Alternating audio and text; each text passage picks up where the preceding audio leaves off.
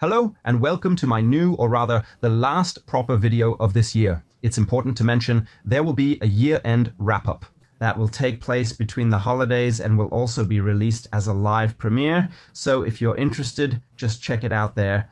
Here I'll talk about many interesting topics and we'll also be giving away a few things again, just for your information. So make sure to keep my channel in mind between the holidays. It could get really interesting. But today we're coming to the officially last real video here on this channel. Since I'll be starting inventory tomorrow, this will be a somewhat shorter video. Here, I just want to talk a bit more about my viewer questions from this year, and specifically about one in particular. What happened to your solar power system here in your studio? Or do you mean the main solar power system you showed in earlier videos, which also had major issues like with the Senec storage unit? I ended up getting rid of the Senec storage unit. You can still follow all of that on my channel. And then I installed the Fenecon Home 10 and I made a few videos about it, and then things got pretty quiet around the system. Here's why some of you haven't heard about the system lately. It's actually easy to explain. If you usually don't hear anything about something anymore, you can assume it's working, and that's exactly how it is. The system has now been running for almost, not quite, but almost 2 years, and has been operating absolutely without any disruptions, problems, or failures from the very first day until today. And that's exactly how it should be, and that's exactly how I imagined it back when I set up the photovoltaic system. Now I'd like to take a quick look with you at what the system has produced this year and take another look at it. How does it compare to previous years? And before I replace the system, that is when we still had the Senec in here. Now Fenecon has sent out a nice email.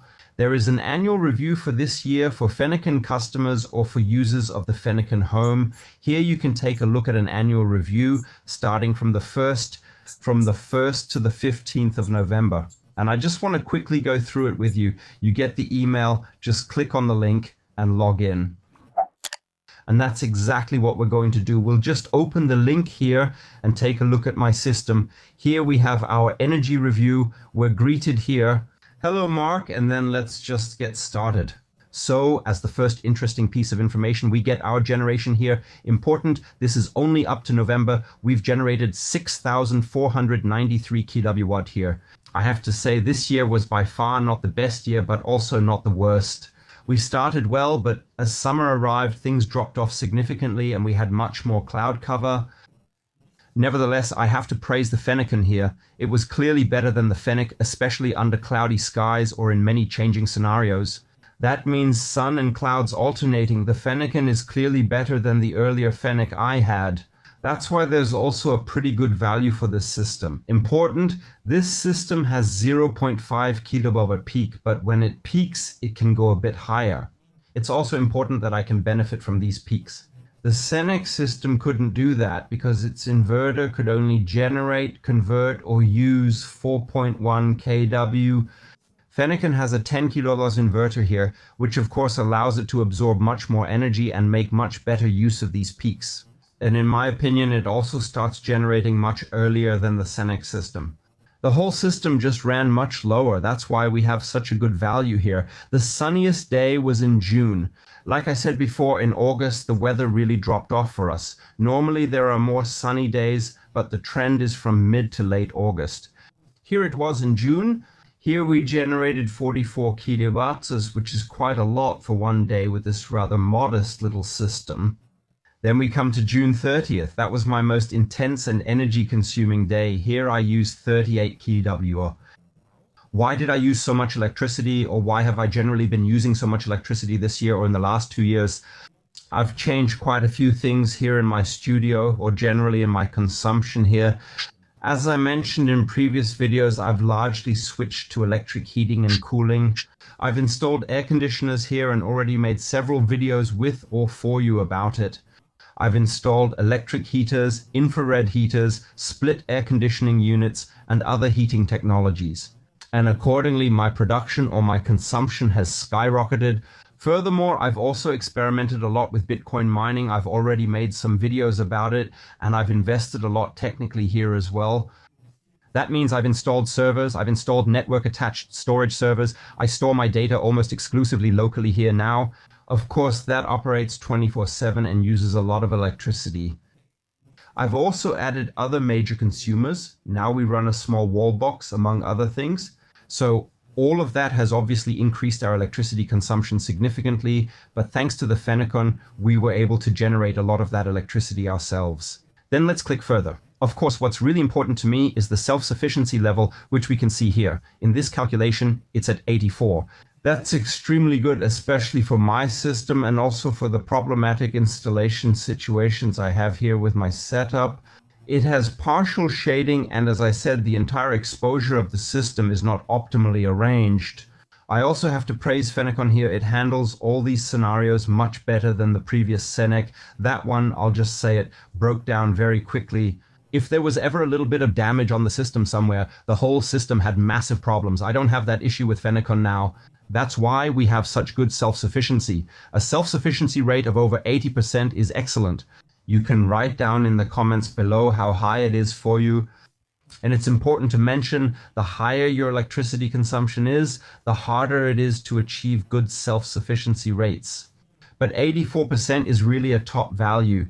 Of course, these are the summer days here. The longest, I was independent from the grid for 43 days in a row, which is normal in the summer with a photovoltaic system. And here, for 43 days straight, I hardly had to buy any electricity from the grid. To put it simply, you should be cautious about self-sufficiency since you still draw some power from the grid while connected. But overall, you can say that 43 days is a very good value for this system as well. Let's keep going. And now we come to the point that is extremely important to me, the savings from the photovoltaic system. How much money was I actually able to save with my photovoltaic system? Important.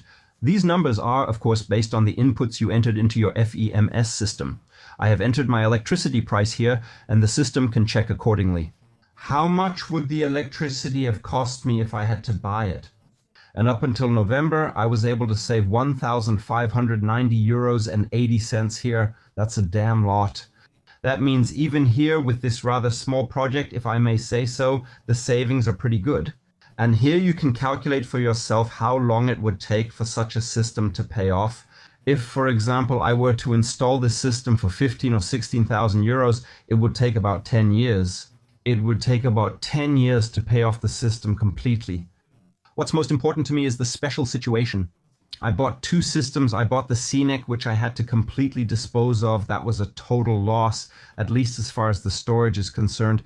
I hardly got anything back for it, just a little for the cells, which I had disposed of here. But unfortunately, that was a total technical loss for me. And then I had to have the Fenecon installed again, and I had additional costs here. That's why my situation is a bit special. But if you start off properly with a decent system like the Fenecon here, you won't have these problems like I did. But that's what I'm here for. I make the mistakes so you can learn from them. Now let's move on and get to the point. Full wattage ahead. I told you about it. I now have a little Renault Zoe, which I use for all my short trips around here. I charge 1,275 kilowatt directly into the car with the Fenecon system. But to be fair, I have to add that this isn't the total amount because the car is also charged at other outlets. For example, I also have a photovoltaic system at home, and that's where the car is mostly charged. I actually only rarely charge it here at this facility. That was mostly for testing purposes to try out a few things, but even here, 1,275 kilowatt hours is quite a lot. If I just convert that using my current electricity rate, that would be, for me, about 471.75 euros. Fenecon used 30 cents here. That's not quite accurate. I paid a little over 37 cents here, and so I saved well over 470 euros just by charging electricity this way. Importantly, this charging used only solar power, as I announced via Fenecon. When the sun was out, the car was charged exclusively from solar photovoltaic, not from the grid. And that was this value, which means I didn't buy any electricity from the grid in any form for this value. Now let's click further here. We're now seeing more features like smart electric heating. I already hinted at that, didn't I? I'm also going to switch everything here to a heat pump. In the studio, I've already started with the split air conditioning unit. You can find the video about it up here under the IBIS. So far, I'm very satisfied with it. The heating costs have dropped drastically compared to my infrared heaters. That's a first step, but there will be more to come here. Of course, it's quite a lot of work for me to install all of this by myself, so we'll keep going step by step. As expected, energy consumption in 2025 was highest in January when looking back over the year. Because as I mentioned, heating here uses electricity, and I still had the infrared heaters on then. That's why the highest energy consumption was recorded here in January. Of course, that's no surprise. Let's click further. Then we also have the carbon dioxide. 2 savings. I saved 1.68 tons of carbon dioxide, 2 here with the system. That's also a pretty decent value. Then, of course, Fenecon also gives us a few options here to optimize the system.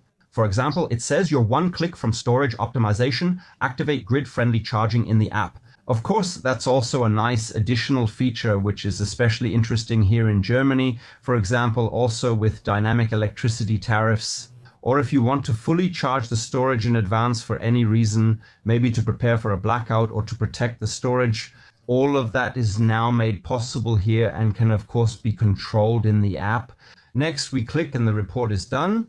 Now we can share this review again here and then get the summary view tailored to a small screen. Now we could also take another direct look at it because that will probably interest you a bit more. We'll just exit here. I brought the statistics from my Senec storage for 22 and 23 with me. Here's a well-meant tip, especially if you have a photovoltaic system in general. It's nice when the data is stored in the photovoltaic system. Nevertheless, I can only strongly recommend that you save your data. And the easiest step is, of course, maybe just take a screenshot of it so you'll still have the data years from now. Maybe if you no longer own the system one day, like what happened to me with Senec, when I deregistered the system, all the data disappeared immediately, but luckily I had saved the data. Here, let's take a look at 2022, which wasn't quite as bumpy as 2023. But even here, there were already the first problems with the system. The most important problem wasn't really explained to me properly by the seller at the time. That's also partly because they want to sell the system. And here, a lot of things are sugar-coated. The main problem with this system was the inverter being too small or the inverter being limited to single-phase feed-in at 4.1 kW. That means if you have a system that can obviously produce more, but the inverter can only output 4 or 4.1 kW at peak, that's already a massive limitation for you because the extra energy you generate can't be used or sent away. And that was the main problem here. With the Senec, I noticed this right after installation, but it couldn't be fixed anymore.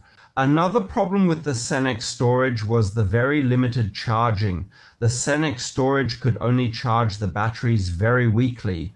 That's because of the size of the storage you have. I had a 5 kW storage, and I think this storage was limited. With more than 1200 watts of charging power, it couldn't charge at all. The issue was that charging and feeding from storage had limitations and didn't work together properly yet. That's when the values dropped massively. Still, you can see the generated values here. We had a generation of 5,351 kilowatt hours, which was important but strongly limited by the restricted charging and by the inverter of the Senec system, and then a consumption of 4,737 kilowatt hours. That's when I first started with the photovoltaic system. Back then, I used less energy than I do now when I have extra. The easiest way to save money is by directly using the energy you produce.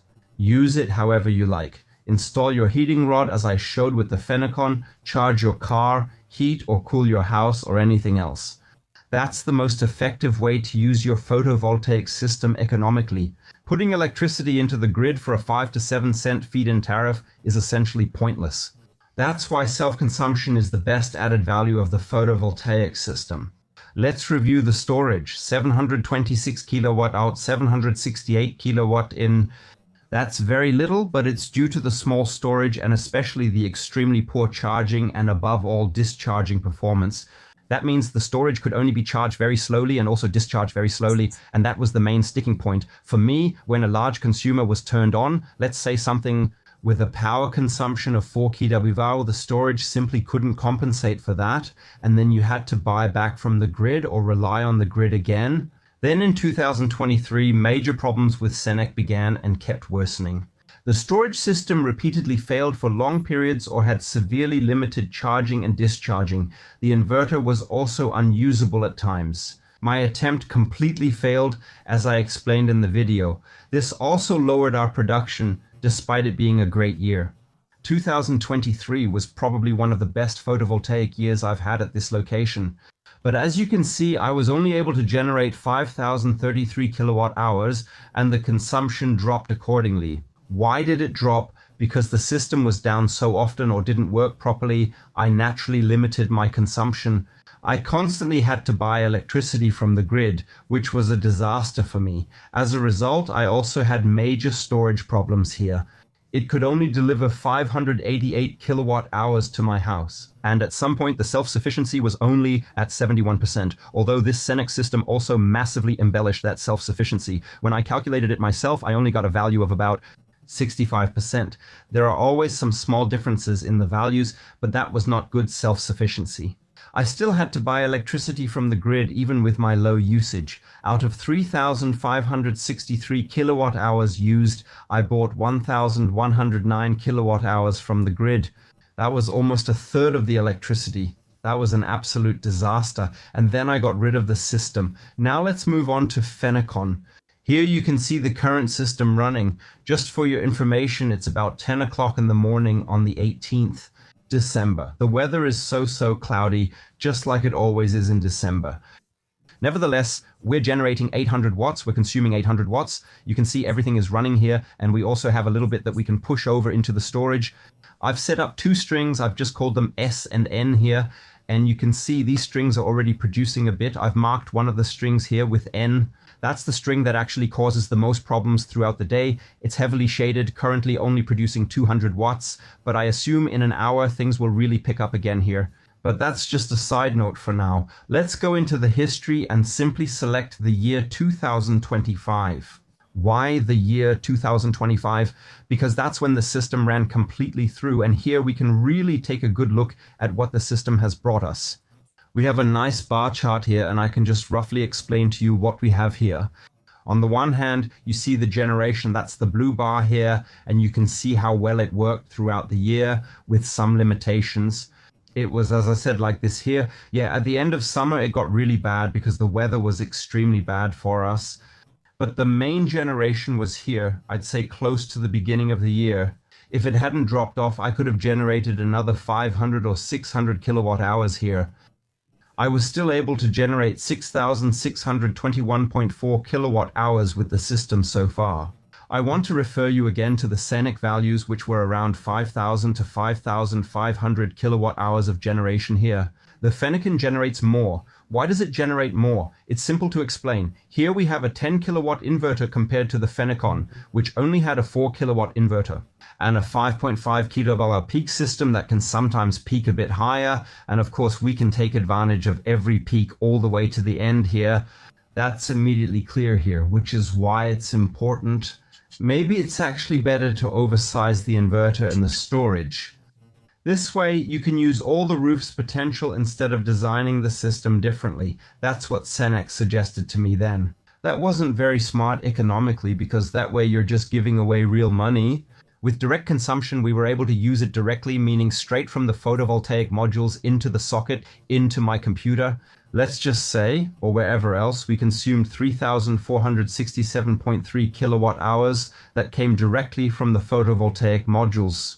It's good this system can pass it through directly without restrictions, unlike the Senec, which was limited to 4,000 watts. And when the storage was added to the mix along with the throttling, it was even worse. Here, you really get what comes from the roof. With a 10 kilowatt peak system, I could feed power directly into the socket one-to-one, so you could charge your car on a one-to-one basis. And the advantage is that you don't cycle your storage, and as a result, it will obviously last much longer. Then we see the charging, and then you immediately see the values. They are astronomically different compared to the Senec. Here we were able to charge 1,961.5 kWh, so almost 2,000 kWh into the storage. I'll show it to you again with the Senec. Here you have the storage. I was only able to charge 633 kilowatts into it. And then you can already see the massive discrepancy between the two systems, which of course also has a strong impact on self-sufficiency. You see 71% here according to Senec, likely calculated even worse. Over here, though, we see very different values, including the discharge. Of course, we have losses during charging and discharging, but here they are quite bearable. 1,961 kilowatts versus 1804 kWh is actually quite low. Looking at the Senec, there's still a discrepancy that can't be resolved.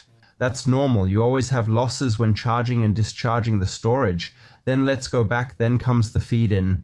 This is very important for me now because my goal is not to feed into the grid, but to use the electricity myself. We fed in 1192.6 kilowatt hours during the feed-in. Let's take another look at the Senec storage, and here the feed-in was 2,536 kilowatt hours. That means I lost a lot of electricity to the grid because I simply couldn't store it with this system.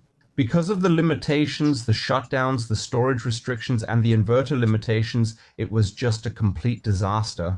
Let's go back to the Fenecon, which solved this quite well because after all, we generated 6,621 kilowatt here and only fed 1,192 kilowatt into the grid. It was different with the Senec. Here, the generation was significantly lower, but the feed-in value was gigantic. So just to make that clear again, that's an important point for me, which also confirms my decision to switch here. Then there's the electricity drawn from the grid, and that's the crucial point now. The electricity drawn from the grid was also this year. I will have to buy additional electricity from the grid. The photovoltaic system is simply too small for that, and we have the winter months. That's clear again. We have to admit that to ourselves. But the electricity drawn from the grid, despite the high consumption value, we have a consumption of 6,550 kilowatt on here. That's quite a lot for just a bit of tinkering that I've done here, what I've consumed. And for that, I only had to buy an additional 1,278 kilowatt from the grid. Compared to the Senec storage, you can see here again, I only had a consumption of 3,500 kilowatt. That's roughly, let's say, not exactly, but roughly half. I also had to buy an extra 1,100 kilowatt from the grid. That's a completely different picture than what the Fenecon gives me here, because I really used electricity like crazy here and only had to buy an additional 1,200 or 1,300 kWh, which of course led to this excellent self-sufficiency value that we saw earlier, which is clearly above 80. It also gives me a monetary value I could never have achieved with the Senec system. And the Senec system, let's be clear, was simply way too expensive, but as I said, I've already explained that in the old videos. You can watch those again on my channel.